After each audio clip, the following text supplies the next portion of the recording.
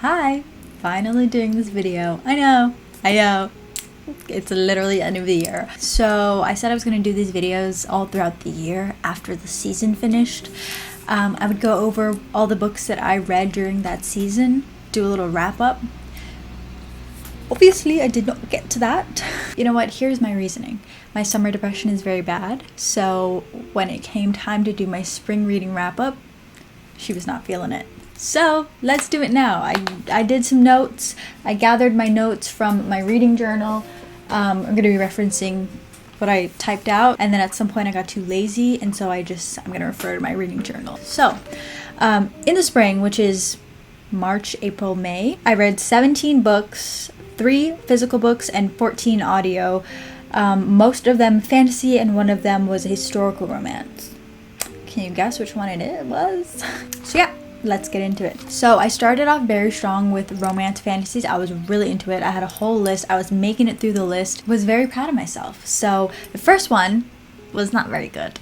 It's City of Thorns by C.N. Crawford, which I gave it 1.5 stars. Honestly, upon reflection, it's just, you know, with time, you're just like, there was nothing redeemable about that book. First of all, the description of this book lies. I don't know if it's changed since, but it like sets up a scene for you, and that never happens. So rude. The main character had real dumb bitch energy, and like, for what? She doesn't even like grow throughout the book. It was a weird world, and it was just not well written or fleshed out or anything. Didn't like the love interest either. Chemistry, who? It was just a really poorly written book, very lackluster.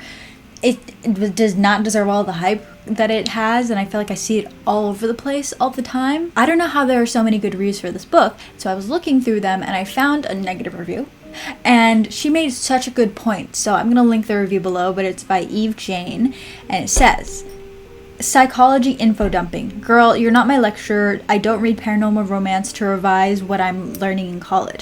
And constantly reciting psychological terms does not make you smart. It makes you annoying. And the whole stare at someone until they realize they did something wrong thing? Basic, but thanks for explaining 3 or 4 times. Yeah, exactly that. Exactly that. Not a great book. I would save yourself the trouble of reading it. It wasn't even a bad fun time either. And you know I love a bad fun time. Next, we have King of Battle and Blood by Scarlett St. Clair. This book, this is by no means a good book at all. It's almost a bad book, but it was so fun, okay? I had a great time reading it. It wasn't good, but it was good. You know what I mean? They're just those kinds of books. It's worth the read. This book's so cute. I love the size of this book. It's such a readable book. I read this super quickly. I think I was in bed the whole time. Like, I have just a memory of laying in bed for a long time and reading, and like in the middle of the day. I never lay in my bed in the middle of the day, so I was having a great time. This was the first time I ever tabbed a book, so I was just having fun. I was going ham, just tabbing everything and anything I wanted, so that's why there are tabs in here. It's got a lot of smut, but it does have a plot. There's some plot somewhere in there. Maybe not the best plot. Okay, I guess I liked the pace of this book because it kept me reading, it kept me moving forward, and I enjoyed it for what it was. The main character was not a dumb bitch, so that was very appreciated. She had her shortcomings, but I felt like she made up for that. But my notes say there was a lot of smut, and none of it was very good at all. And if I hear curl my fingers into his hair one more fucking time, exactly, stop it. 2 of the books that I'm currently reading right now, the repetitiveness is driving me crazy. This, curl my fingers. Okay. I did like the romance was more lustful than romantic, because I feel like there's a very big distinction, and with the pace of the romance, that distinction felt important to me. So, King of Battle and Blood.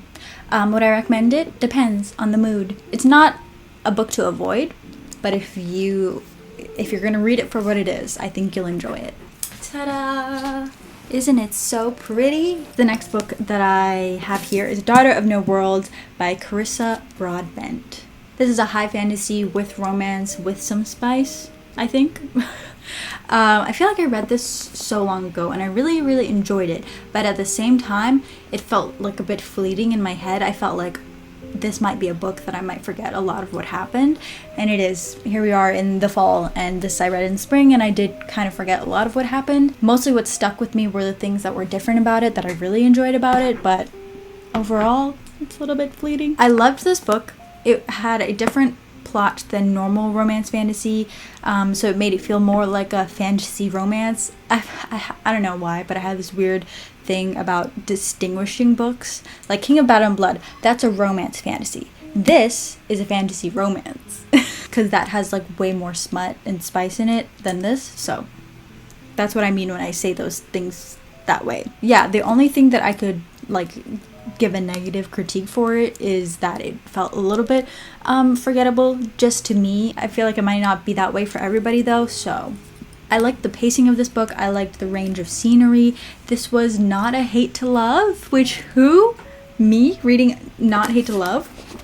But it was very good. I really enjoyed it. I really enjoyed the main female character's voice, and also how she didn't know the language of the other characters, and there was that period of learning and stuff. That was very fun. The main character, she is who she is because of her trauma, and she's so strong and so capable of growth, and I just really enjoyed reading that. Very good, very gory. I love to see it. So, would recommend putting this one on your to-read list. Next, Fortuna Sworn by KJ Sutton. I gave this a 3 stars.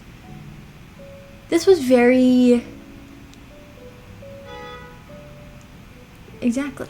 I don't know. Like in my head, I was like, at certain parts, I was like, the fuck, this is really bad. But then overall, I felt like it wasn't terrible. First of all, there's no smut in this. So all of those on the list of smutty, spicy fantasy romances, liars. There was no action in this first book. This is an urban fantasy as well, paranormal. Takes place in the real world. I didn't know that it was an urban fantasy going into it, but whatever. This was not amazing, and it definitely had problems. I don't think that it was all that it was hyped up to be. It felt pretty run-of-the-mill, left a lot to be desired. I wish there could have been more.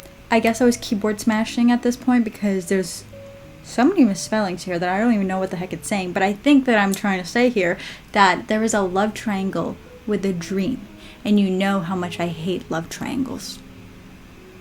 So yeah. Anyways, let's move on to a bigger and better book. Oy, my wrist can't handle this. Okay. I love these books so much, okay? I'm talking about the next two, but the third book has already come out. So, maybe I'll brush on it a little bit. So, The High Mountain Court by A.K. Mulford.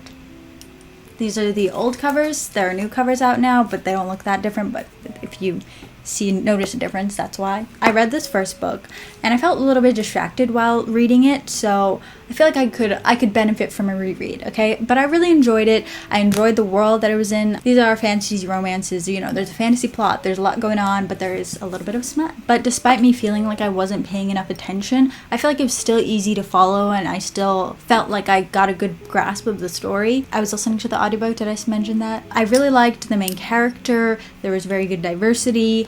The romance was pretty good, but I feel like it could have benefited from a little bit more of a slow burn. It would have enhanced it a lot more to develop the attraction between the two characters, and it was not necessarily an enemies to lovers, which I think I've seen it been classified as such. I don't really feel like it's that, but you know, whatever. I also kind of wish that they had spent more time building the friendships with the other supporting characters, because those characters count for a lot in the future books. But other than that, I really loved this book, and it kept me interested to read the second book, which, if you know, I'm not much of a second book girly. During the spring and summer, I was really just only reading first books because I just wanted a new world every time. But with this series, it was just perfect timing because each book follows different main characters. It's in the same world still, and you still see the characters from this book and the next book, but they're not like the main characters, obviously.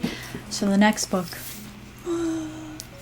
my favorite. This is The Witch's Blade. Like my tabs, gorgeous. This audiobook hadn't come out yet by the time I had wanted to read this, because I needed to read it immediately. So I just started reading it physically, and it was so freaking good. I loved this book so much. This is probably one of my favorite fantasy romances of the year. Yeah, I'm in love with this book. Okay. So it made me become very much a A.K. Milford stan, an A.K. Milford girly. I was able to, oh my god, there's my original copy of The High Mountain Court. I forgot to mention, this one, the author sent me a signed copy. That's why my old copy is just behind there. I didn't even notice that. Anyways.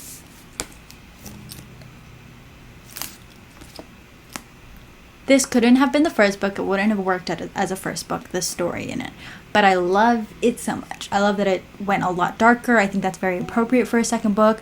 You know, dealing with the aftermaths of the end of the first book. Very appropriate. I love when authors do that because things aren't just sunshine and rainbows after all that traumatic stuff you just went through in the first book. So I appreciate that. It was another physical read, obviously, tabs, and I really ate this shit up. I was, going for it. The emotional payoff of this book is so good. It's so, like, frustrating because, you know, prejudices and things, but that's what I loved about this so much. And the romance was just everything that I ever wanted. I'm obsessed. I love it. Okay, read it. Read this first book, and then read the second book. They're both an audiobook. And then the third book just came out, or is coming out. I'm a little confused. I already got it. It was already in Barnes & Noble, but I thought it came out October 25th, but whatever. It's here. But I also received an ARC. I will say that with the second book, me loving the second book so much, I didn't think that this one was going to live up to that, and it didn't, but it was still good, and it was still a fun time, and A+ for diversity. Thank you very much. So, I love this series so much. I'm so excited for the fourth book, because in this third book, we find out who the romance will be between in the fourth book. Okay, yeah. How very rude. My memory card got full and I didn't even notice. Anyways, as I was saying, Untainted by Lillian James. Let's check my notes on this one. Because honestly, it was pretty forgettable. Like, it wasn't bad, but it also wasn't good. So, let's see what I said. Ugh, men are so gross. She was not necessarily a dumb bitch main character, but she kind of felt like one. Kind of basic, nothing special, like, wow, love being here, want more. But it was a time, I guess, a different way of the whole fated mate story. I don't know, it just needed something more. So, maybe one that I would say you can save yourself some time. You don't have to read it. And I gave that a 3.5 stars. I don't know. I guess I was feeling generous. Like, it wasn't bad, so I didn't want to give it a bad rating, so. And then I did a Crescent City reread of both of the books. You know, we don't need to go over it, okay? I freaking love those books. Anyways. Then I read Ninth House by Leigh Bardugo. This is one that I felt like I would love, but I wasn't really feeling I don't like reading things that take place in the real world. It's not my vibe. But I felt like I would really love this one. And I did. Okay, I really loved it. 5 out of 5 stars. This is a book I probably should have looked up the content warnings beforehand, but I don't normally do that, so I didn't know that I should have done that until I read the thing. So maybe you should look that up, just so you're prepared. You know, just in case. Very good book, very well written. It felt more real world than fantasy, but that's fine. It did get real spooky, and it honestly felt like a mature Raven cycle, if I could liken it to another book, which I hate doing that normally, but that's what I was feeling. Oh my god, my eyeballs are so dry. Give me a second. Anyways, as we were saying, I don't normally really like things that take place in the real world, so it took me a little time to get into it, but at some point it quickly drew me in, and I just kept reading. I couldn't stop. Like, it was so captivating. Murder mysteries aren't really my thing, but I think that Leigh Bardugo is such a good writer that I guess I'm trying to say that she could write anything, whatever genre, something I don't normally read, and I think I would still enjoy it. But I also couldn't have done it without the audiobook. I really liked the audiobook, and I thought it was very helpful for me to be able to get through it. But I really liked it, and I'm really looking forward to the next book, which comes out next year. Sad, but we're almost there. And then I read another very good book, Let Me Get It. This book thoroughly traumatized me.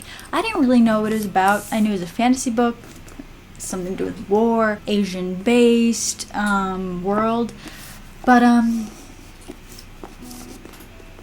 and it started out deceptively cheerful. I was really enjoying it. I was listening to this audiobook while playing Crossy Road for an entire day while I was dying of my period cramps, so then it all takes a turn. This book has traumatized me more than anything. Okay? Like, I can take, like, battle and blood and gore and death and murder and stuff like that. Whatever. Girl boss. But there is one scene, and I'm sure if you've read this, you know what scene that is. Ma'am, are you okay? Are you well? R.F. Kuang's fucking brain. That woman? What a mind. Look, I'm thoroughly traumatized, but at the same time, I'm like, wow. Oh my god. You know? That's all I have to say. So yeah, I read this one, and then she recently came out with Babel, which we'll talk about that in the next wrap-up video if I ever do it. So I'm even more so like, wow, her brain. What would it be like to have a brain like that in your skull? Like, what would life be like? Anyways, so she was in New York City doing stuff for Babel, and she signed this copy at Barnes & Noble, and I ran to Barnes & Noble and bought it. The Poppy War. R.F. Kuang. Signature. It is definitely all that it is hyped up to be, but at the same time, I didn't really know what it was about. The first half of this book is honestly pretty comforting, and I would reread this if it was only that. But I don't think I will ever be able to reread this for the rest of my life. Can the technical difficulties stop, please? I was in the middle of this. My friend read the other two books, and she said that nothing like what had traumatized me so bad in this book happens in the other two books. So one day I'll have enough courage to continue on, but for now. Anyways, moving on. 5 out of 5 stars. Yeah. Next up, we really take a hard left turn.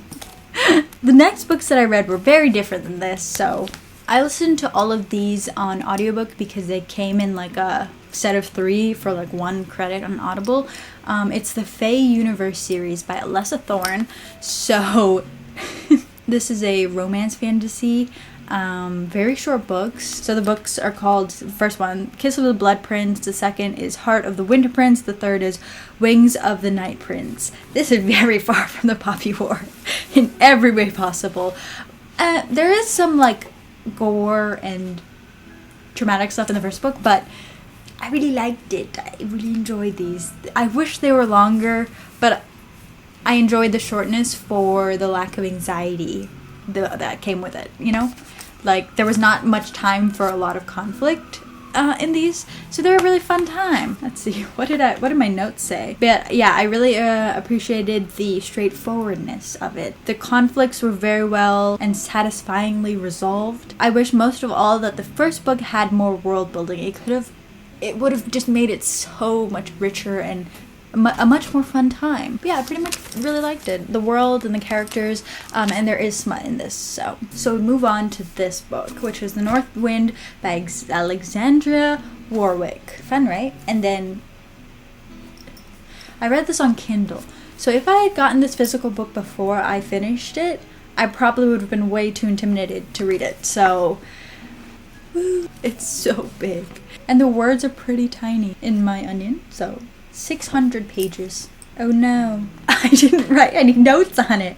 Shit. Well, shit. This is a fantasy romance. Honestly, almost a romance fantasy. Very dark, very atmospheric. Fuck. I know that I have notes somewhere. What I can remember is that I felt like some parts of it really annoyed me, but I was pretty interested in the story though, so I kept reading. But there was a point where I was like, did I miss something? Like, there's something very glaringly, like a big question mark here. Why is there no explanation for this? And it was like driving me nuts. So that's my main negative to this book. Oh no, I can't find the notes. I don't know where the note for this is, and I read it in May, so it's been a little bit. I read it all the way through, so I think that I, liked it. There were parts that really annoyed me. This is not a perfect book, but it was a good read, and it had a story going, but I felt that there were a bunch of points that were pretty weak and pretty plot holy, so that's my critique of it. Where are the notes? Jesus. Why didn't I write them down? So anyways, after this,